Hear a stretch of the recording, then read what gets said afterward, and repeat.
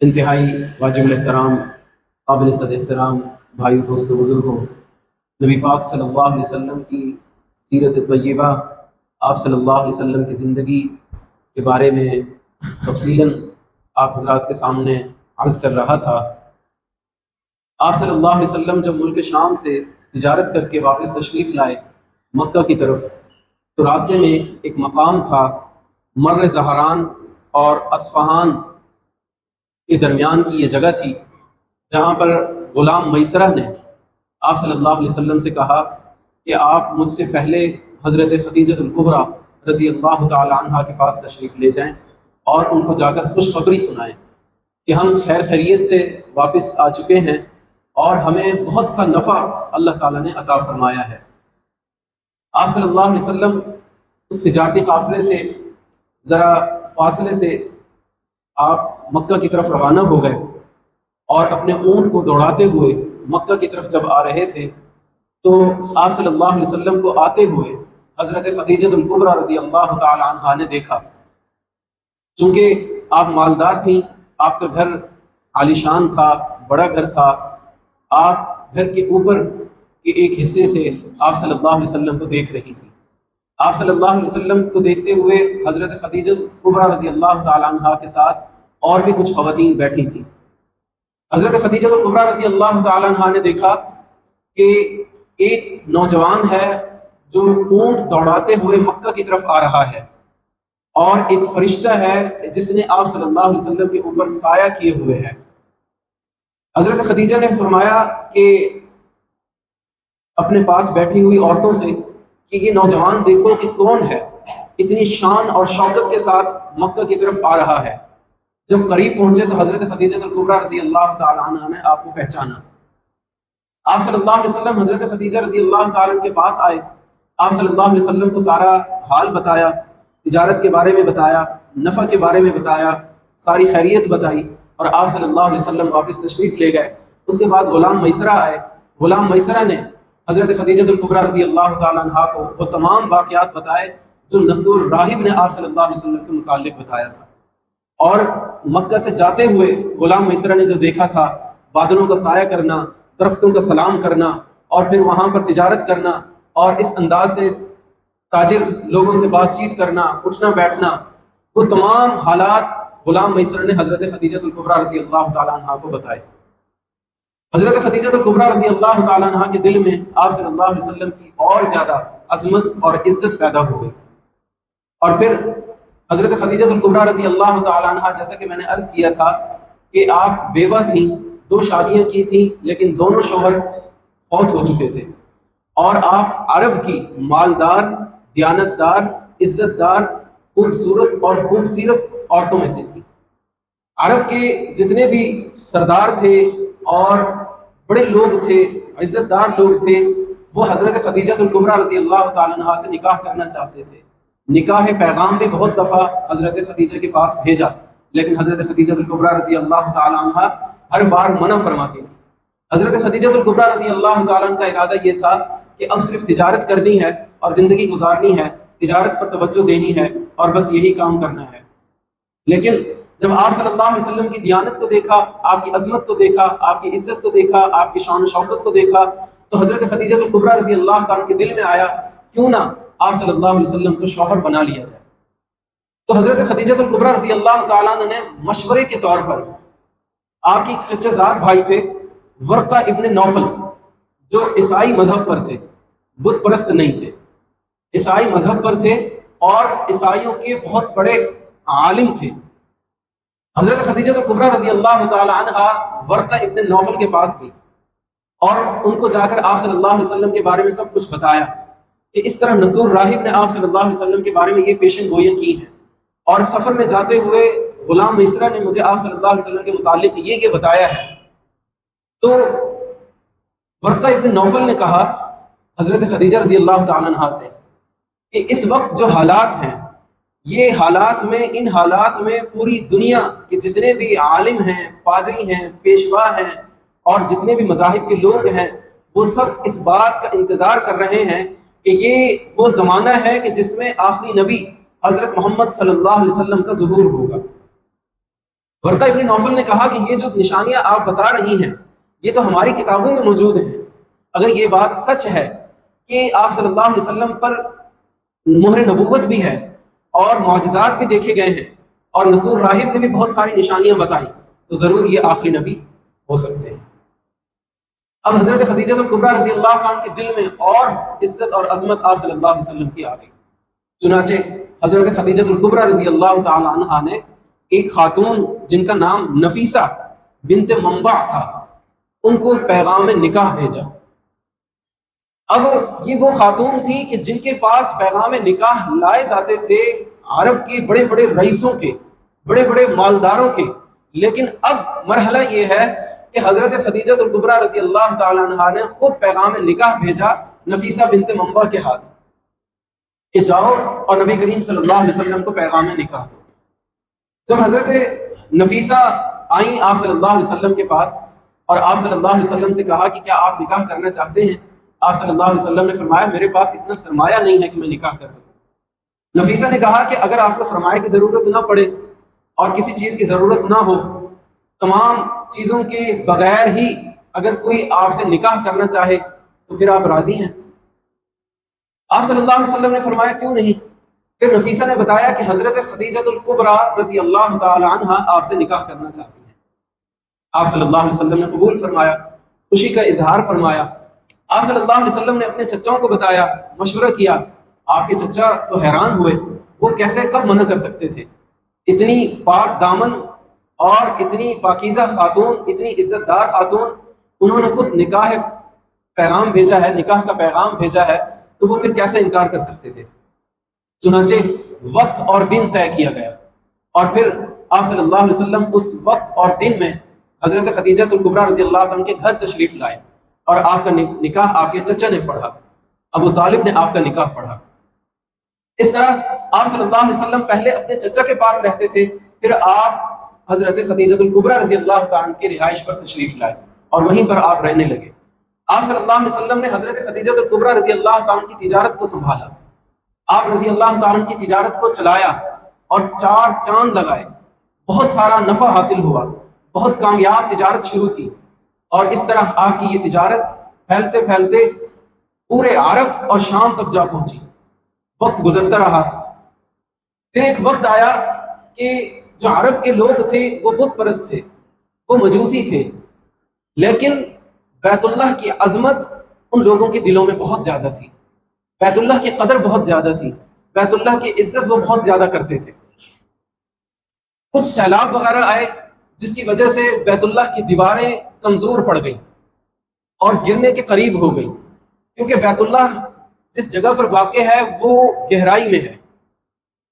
علماء نے لکھا کہ اللہ پاک کو عاجزی، انکساری اتنی پسند ہے، اتنی محبوب ہے کہ اللہ نے اپنا گھر یعنی بیت اللہ، جس گھر کی نسبت اللہ کی طرف کی جاتی ہے، بیت اللہ یعنی اللہ کا گھر، وہ سب سے گہرائی میں ہے، سب سے نچلی سطح پر ہے۔ اللہ بہت بڑے ہیں، اللہ کی عظمت بہت بڑی ہے، لیکن جتنا نام اللہ کا بلند ہے، اللہ نے اپنے گھر کو پستی میں رکھا۔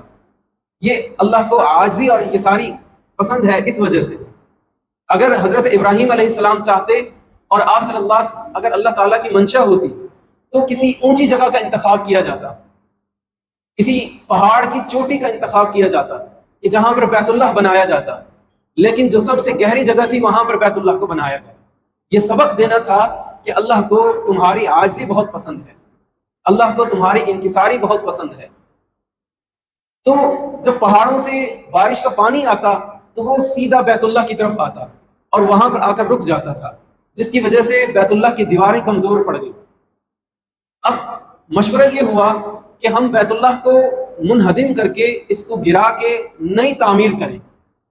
اس پر اتفاق ہوا کہ کہیں ایسا نہ ہو کہ یہ گر جائے اور ہمیں اللہ کی طرف سے کوئی پکڑ آ جائے، ہم خود ہی اس کو گرا کر اس کی ازسر تعمیر نو کرتے ہیں۔ جب اس پر اتفاق ہوا تو اب کسی کے اندر یہ جرت نہیں تھی کہ اس کو گرائیں کیسے۔ بت پرست تو تھے، لیکن بیت اللہ کی عظمت اتنی تھی کہ کسی کے اندر یہ جرت نہیں تھی، کسی کے اندر یہ ہمت نہیں تھی کہ وہ بیت اللہ کی دیواروں کو گرائیں۔ اچھا، بیت اللہ کی دیواروں کو گرانے سے پہلے یہ اتفاق ہو گیا، اس بات پر اتفاق ہو گیا کہ ہم نے جو تعمیر کرنی ہے اس کی دیواروں کو تقسیم کر دیا۔ بہت سارے خاندان تھے، ایک خاندان نے کہا کہ ہم یہ دیوار تعمیر کریں گے، دوسرے نے کہا کہ ہم دائیں کی کریں گے، تیسرے نے کہا کہ ہم بائیں کی کریں گے، ہم پشت کی کریں گے۔ اس طرح اس کی جو تعمیر تھی وہ تقسیم ہو گئی، لیکن گرانے کے لیے کسی کو ضرورت نہیں ہوئی، کسی کو ہمت نہیں ہوئی۔ اللہ اکبر۔ تو ایک شخص تھا ولید ابن مغیرہ، قریشی سردار تھا، اس نے کہا دیکھو تمہاری نیت بنانے کی ہے، گرانے کی نہیں ہے۔ تم یہ چاہتے ہو کہ ہم بیت اللہ کو گرا کر دوبارہ سے تعمیر کریں، تمہاری نیت یہ نہیں ہے کہ ہم بیت اللہ کو گرا کر ختم کر دیں، تو اس لیے تمہیں ڈرنے کی ضرورت نہیں ہے۔ ان لوگوں نے کہا نہیں، ہم اس کی ضرورت نہیں کر سکتے۔ تو ولید ابن مغیرہ نے کہا کہ چلو پہل میں کرتا ہوں۔ ولید ابن مغیرہ نے کدال اٹھایا اور ایک دیوار کو توڑنا شروع کر دیا۔ وہ دیوار کچھ ٹوٹ گئی، شام ہو گئی، چھوڑ دیا۔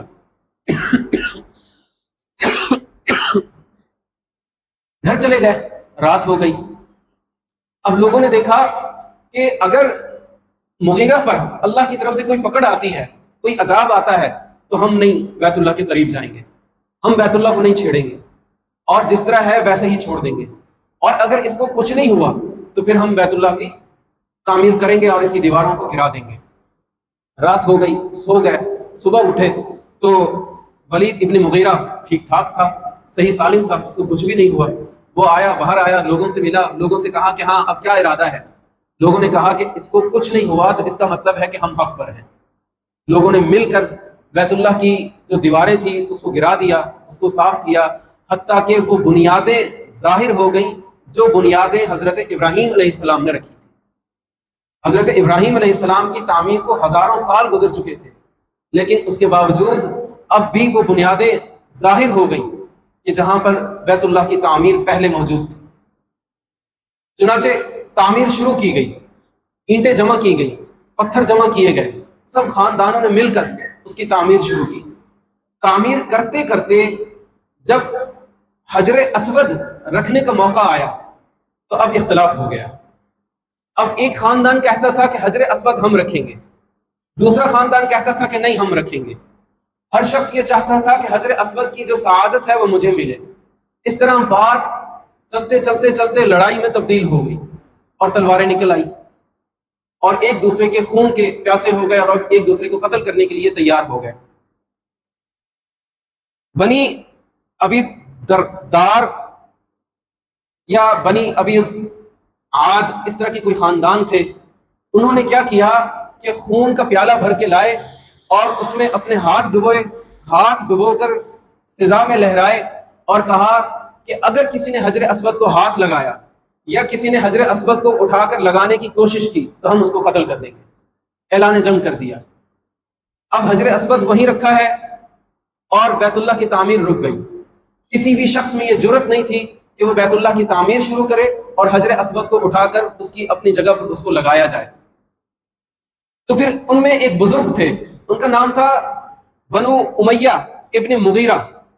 بنو امیہ ابن مغیرہ یہ اس عرب میں سب سے بوڑھے شخص تھے، عمر میں سب سے زیادہ تھے۔ یہ باہر آئے اور تمام لوگوں کو جمع کیا کیونکہ وہ سب ان کی عزت کرتے تھے۔ انہوں نے کہا کہ اخیر بیت اللہ کی تعمیر تو کرنی ہے، بیت اللہ کو تم نے منہدم کر دیا ہے، اب اس حال میں تو نہیں چھوڑ سکتے۔ اگر تم نے آپس میں لڑنا تھا تو پھر بیت اللہ کو منہدم کیوں کیا؟ اگر بیت اللہ کی تعمیر نہیں کرنی تھی تو چھوڑ دیتے۔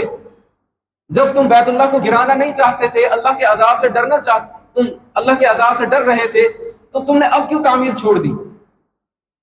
اب لہٰذا تم اس مسئلے کو حل کرو، اور اس مسئلے کا حل یہ ہے کہ جو شخص صبح سویرے باب صفا سے حرم میں داخل ہوگا اس کی بات مانی جائے گی اور وہی حجر اسود کو اٹھا کر رکھے گا۔ جو باب صفا سے حرم میں سب سے پہلے صبح داخل ہوگا وہی حجر اسود کو اٹھا کر بیت اللہ میں رکھے گا۔ چنانچہ سب نے اتفاق کر لیا۔ جب صبح ہوئی تو لوگوں نے دیکھا کہ سب سے پہلے حضرت محمد مصطفیٰ محمد عربی صلی اللہ علیہ وسلم سب سے پہلے حرم میں داخل ہوئے۔ لوگ بہت خوش ہوئے کیونکہ آپ سے تو ہر کوئی محبت کرتا تھا، آپ کی تو ہر کوئی عزت کرتا تھا، تو کسی کو کوئی اختلاف نہیں ہوا۔ اب آپ صلی اللہ علیہ وسلم نے یہ نہیں کیا کہ اختیار تھا کہ اگر حجر اسود کو اٹھا لیتے لگا دیتے تو کوئی پوچھنے والا نہیں تھا، کیونکہ فیصلہ ہو چکا تھا۔ لیکن آپ صلی اللہ علیہ وسلم نے فرمایا کہ یہ سعادت تم سارے حاصل کرو، یہ سعادت تم سب مل کر حاصل کرو۔ کیسے کریں؟ یہ کیسے ہو سکتا ہے؟ آپ صلی اللہ علیہ وسلم نے سب کو جمع فرمایا اور فرمایا کہ ایک چادر لاؤ۔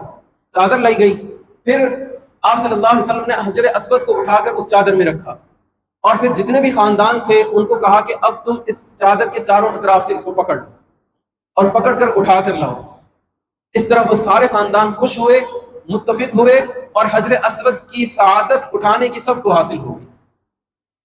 آپ صلی اللہ علیہ وسلم نے پھر اپنے ہاتھوں سے حجر اسود کو اٹھایا اور جہاں پر وہ لگانا تھا وہاں پر اس کو لگایا، اور اس کے بعد بیت اللہ کی دوبارہ سے تعمیر شروع ہو گئی۔